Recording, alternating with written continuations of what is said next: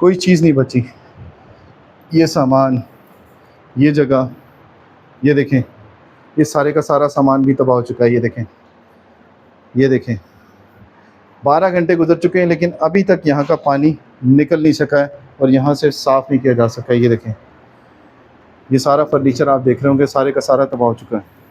ये बेडरूम है, ये बेड देखें आप, कुशन बेड है और अभी तक इसकी पैकिंग भी नहीं उतरी थी।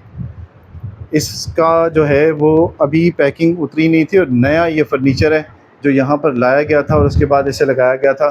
कितने शौक़ से ये लाया होगा, आप अंदाज़ा लगा सकते हैं कि इस घर को कितने शौक़ से सजाया होगा। ये देखें, ये नीचे तक डूब चुका है पानी के अंदर और इसके अंदर अब कोई ऐसी चीज़ बची नहीं है कि इसको कहा जा सके कि ये नई फर्नीचर है। ये देखें, ये इलेक्ट्रॉनिक्स की चीज़ें पड़ी हुई हैं, यहाँ तक पानी था। देखें, जहाँ तक उसको रास्ता मिला है, इस पानी ने जिस तरह से रास्ता बनाया है, गटरों के अंदर से भी पानी यहाँ पर घरों के अंदर दाखिल हुआ है।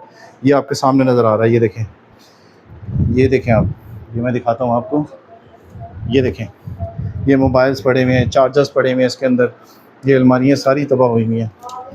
ये देखें, ये देखें,